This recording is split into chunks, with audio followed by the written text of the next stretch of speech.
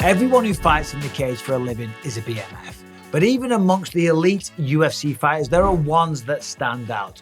These are the fighters who will fight anyone, anytime, anywhere. Sounds cliche, but these warriors are the ones who are happy to take 2 shots to land one. The legend that when fight fans see them on a card, they go, oh, I love this guy. Now, the actual BMF title was Nate Diaz's idea. He said that his fight versus Masvidal at UFC 244 in 2019 should be for the baddest motherfucker in the UFC championship. And the UFC, well, they loved the idea. So, the UFC created a distinctive silver belt and used it to promote the UFC 244 Madison Square Garden card. They even got the action movie star, The Rock, Dwayne Johnson, to present the belt in the octagon to Jorge Masvidal after his 3rd round TKO victory. The BMF was supposed to be a one-off, a bit of fun promotion for a fan-friendly fight. But now Masvidal has retired, the UFC has made the rematch between Dustin Poirier and Justin Gaethje, the main event of UFC 291 Salt Lake City in July for the vacant BMF title. Both men, without doubt, are worthy of the title baddest mother effer in the UFC.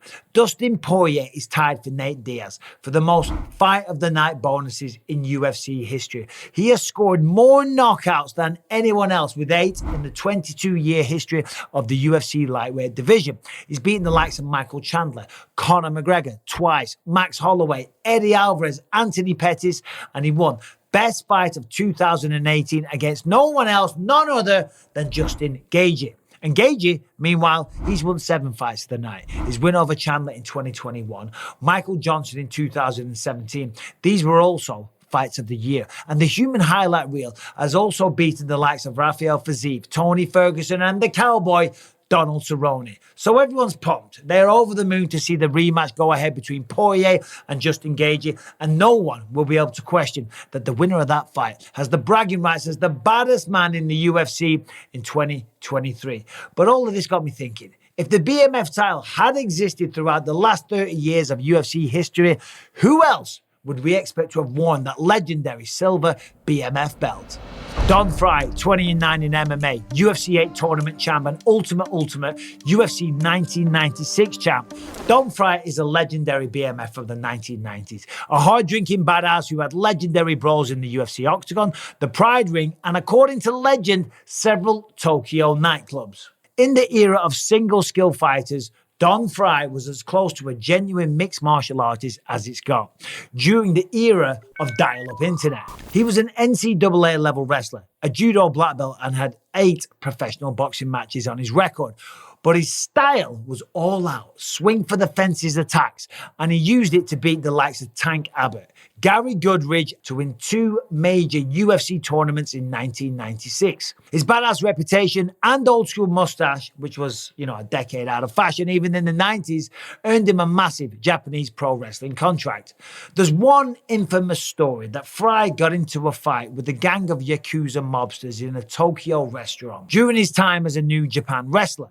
One version of the legend is that Frye actually threw one guy off a balcony inside the restaurant, while another claims that Frye avoided retribution from the Japanese mobsters by agreeing to join the mob bosses for what must have been, well, let's be honest, a pretty awkward dinner. But we don't need wild stories from a deleted scene from a Kill Bill movie to acknowledge that Don Frye is one of the sport's first ever BMFs. His legendary fight with giant grappler Yoshihiro Takayama at Pride 21 June 2002 looked like a hockey fight between David and Goliath. Takayama was 6'6" and over 275 pounds, while Frye was 6'1" and 200 pounds. And the brawl was so exciting that 2/3 of Japan watched the fight live or the immediate replay. They even had Frye and Takayama reenact the whole thing for a 2005 Japanese movie, Love and Kill. Chuck Liddell, 21-9 in MMA, UFC light heavyweight champion.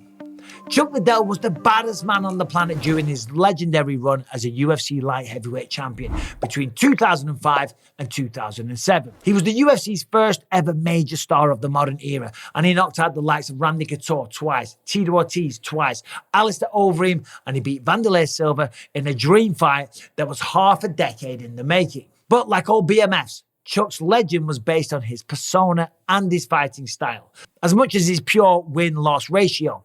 The mohawk, the monotone nothing bothers me voice, the wearing of toenail polish, the going out to nightclubs till 4 a.m. days before his fights, all of this created the legend that Chuck Liddell was a one-of-a-kind, larger-than-life fighter. He was named the Iceman by his coach, John Hackelman, because Chuck never ever got nervous before his fights. And he was the same in the octagon. No nerves, no fear, not ever. And no matter who he was fighting, opponents found his lack of emotion so unnerving that even guys like Rashad Evans, former champions, have since admitted that they considered pulling out of the fight beforehand because, well, Liddell was so calm that he had them all spooked. That is a bad motherfucker.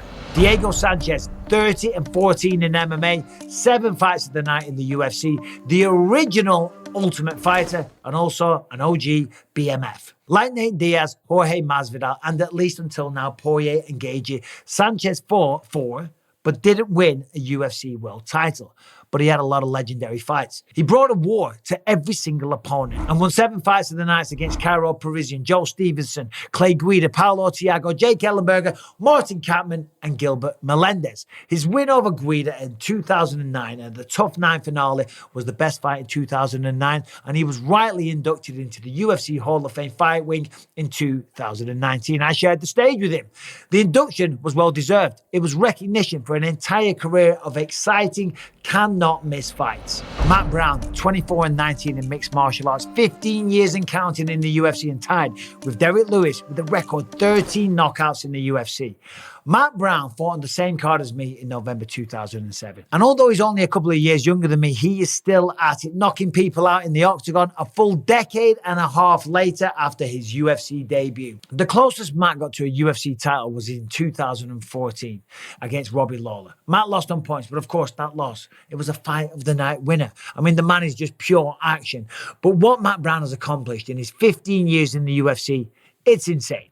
He has scored the most knockouts, tied with Derek Lewis at 13 in UFC history. He's obviously scored the most knockouts in the 25-year history of the UFC's welterweight division, along with the most finishes in division history. He's competed 30 times and counting in the UFC. That is also a divisional record, and he's fought a who's who of 2 generations of elite fighters, including Diego Sanchez. He won. Mike Swick, he won. Won the Boy Thompson, won. Johnny Hendricks, that was a loss. Robbie Lawler, that was a loss, but it doesn't matter. The fights were sensational. And even now, at age 42, he's still knocking out top fighters, knocking them out cold like he did against Court McGee at UFC on ABC in June 2023. Now in 23, just like 2007, if Matt Brown hits you, it's game over. That, my friends, is a BMF. Donald Cerrone, 36-17, 2 no contests in MMA. Most fight bonuses in history, 18. Some people are just born with a BMF attitude. Donald Cerrone, well, we know, the cowboy, he is one of them. As a kid, Cerrone was so out of control that his parents dispatched him to go live with his grandmother, Jerry, hoping that she could, better tame that young cowboy. But poor Jerry had to bail Donald out of jail at least half a dozen times, always for brawling in bars or on the streets, but eventually she helped convince him that there was a better path for him to take, for him to express his love of fighting and, of course, showcase his talents. Cerrone was a natural fighter and was signed to the WEC as a 7-0 prospect. He proved himself world-class against WEC standouts like Jamie Varner, Razor Rob McCullough, and a Fight of the Year candidate with WEC champ Benson Henderson. Then the WEC merged with the UFC, and over the next 11 years, Cowboy entertained millions of fans with his attack-minded style.